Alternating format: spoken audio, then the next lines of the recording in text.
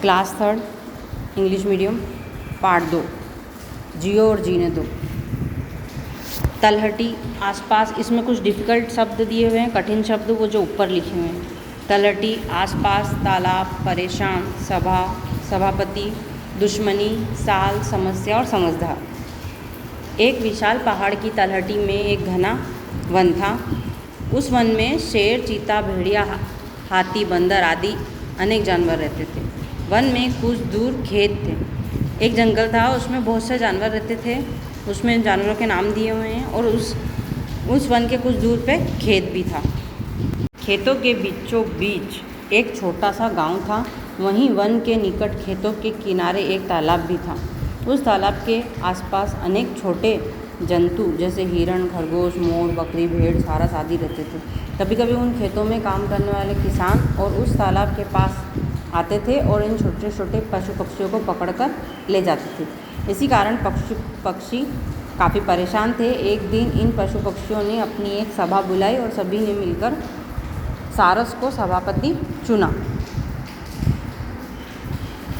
सभा की शुरुआत सारस ने की। बोला, भाइयों और बहनों, हम यहाँ आज किस लिए इकट्ठा हुए हैं यह आप भी जानते हैं। हमारे साथी इन इंसानों से बहुत परेशान हैं। आज हम इस बात पर विचार करेंगे। आप सब बारी बारी अपनी परेशानी बताएं। जब ये छोटे छोटे जानवर तालाब पर पानी पीने जाते थे तो कुछ किसान उन्हें पकड़कर ले जाते थे। तो इससे क्या बच्चों, पशु पक्षी परेशान थे, इसलिए उन्होंने मिलकर एक सभा बुलाई कि उसमें अपने अपने विचार रख सके और अपनी अपनी परेशानियां बता सके और फिर उसका कोई हल निकल सके। Next page. सबसे पहले एक हिरण आगे आई और बोली, महोदय, कुछ दिन पहले ये आदमी मेरे हिरण को पकड़कर ले गए थे। वे कल फिर आए थे और इस बार मेरे बच्चे को उठाकर ले गए। न जाने आदमी की हमसे क्या दुश्मनी है, हमने उनका क्या बिगाड़ा। ऐसा कहकर हिरनी रोने लगी। तभी तोता बोला, रो मत बहन, आदमी का घर मैंने देखा है। वह पशु पक्षियों को अपने घर ले जाता है तो उनके घर वालों को अच्छा खाना देता है। उनके बच्चे हम पशु पक्षियों से बहुत प्यार करते हैं। आदमी बुरा नहीं है। उसी समय एक भेड़ आगे आई, बोली, नहीं नहीं, आदमी बहुत बुरा जीव है। वह पशु पक्षियों को पकड़कर ले जाते हैं और उन्हें मार देता है। मेरे परिवार के कितने ही सदस्य उसने मार डाले हैं। आदमी हमें मारकर हमारा मांस खा जाता है।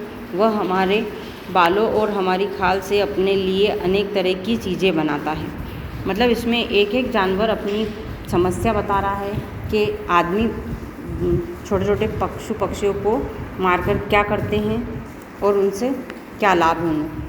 तभी एक बकरी बोल उठी, हाँ हाँ, भेड़ ठीक कहती है।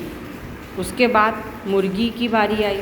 वह बोली, बहन, आदमी तुम्हारे बच्चों को मार देता है पर मेरे तो अंडे भी नहीं छोड़ता, अंडे भी खा जाता है और जब हम मुर्गियों को भी मार कर खा जाता है। बताइए तो हमने आदमी का क्या बिगाड़ा है। तो ऐसे सारे पशु पक्षी आपस में बात करते हैं और एक दूसरे से सलाह लेते हैं। फिर खरगोश आगे बढ़कर कहा, ये सब ठीक कहते हैं। एक तरफ वन में हिंसक पशु शेर और भेड़िए हमारे साथियों को मारकर खाते हैं और दूसरी तरफ ये आदमी। तो हिंसक पशु पक्षी भी हमको खाते हैं और ये आदमी लोग भी हमें खाते हैं। तो बताओ अब हम क्या करें। ऐसे करके ये सब एक दूसरे की राय लेते हैं, अपनी अपनी तकलीफ़ बताते हैं और राय लेना चाहते हैं। अब नेक्स्ट पेज। जब सबकी बात सारस ने सुनी तो फिर सारस बोला, शेर और भेड़िए की तो बात समझ में आती है। भगवान ने उनको बना ही ऐसा है कि घास पत्ते नहीं खा सकते। पर आदमी के पास तो खाने के लिए बहुत सी वस्तुएं हैं। वह मांस न भी खाए तब भी जीवित रह सकता है। फिर वह पशु पक्षियों को क्यों खाता है। हम अपने साथियों को आदमी से कैसे बचाएं। सब पशु पक्षी एक साथ बोल उठे, बस यही तो परेशानी है जिसका हमें हल ढूंढना है। फिर सब चुप हो गए। कुछ देर बाद एक मोर बोला, मैंने सुना है कि एक बार शेर से तंग आकर हमारे साथी पशुओं ने एक ऐसी सभा बुलाई थी। सभा के बाद खरगोश ने पशुओं को शेर से बचाया था। इस बार भी खरगोश को आदमी के पास भेजो। खरगोश बोला, ना बाबा ना, शेर की बात अलग है, वह जानवर है, उसमें बुद्धि नहीं है, इसलिए वह मेरी साथी खरगोश की बातों में आ गया।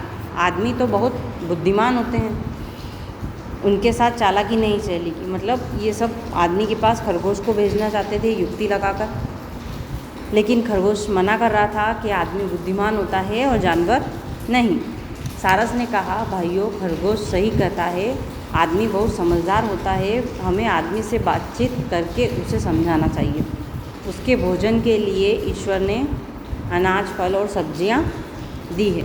मतलब सारस ये कह रहा है कि अगर हम आदमी से बात करेंगे या उसे समझाएंगे तो वो हमारी बातों को समझ जाएंगे। ऐसी सलाह सारस ने दी। Next page. वह दूध भी पीता है, फिर उसे अंडे और मांस खाने की क्या आवश्यकता है? देखिए, जब हाथी जैसा विशाल जंतु बिना मांस खाए इतना ताकतवर बन सकता है, तो आदमी फल सब्जियां खाकर, दूध पीकर क्यों नहीं ताकतवर बन सकता? उसे हम पशु पक्षियों से मित्रता करनी चाहिए, हमें मारना नहीं चाहिए, हमारी रक्षा करनी चाहिए। मतलब सारस ये कह रहा है कि आदमी तो अनाज, सब्जी, फल वल सबसे पेट भर सकता है, तो उसे हमें मारकर खाने की क्या ज़रूरत है? एक बकरी का मेमना भी अपनी माँ के साथ सभा में बैठा हुआ था। वह सारी बातें सुन रहा था। उसको यह बात बहुत अच्छी लगी कि एक छोटे से खरगोश ने साथी जंतुओं को शेर के चंगुल से बचाया था। वह बोला, माँ, मुझे भी तो बताओ कि खरगोश ने जानवरों को शेर से कैसे बचाया था?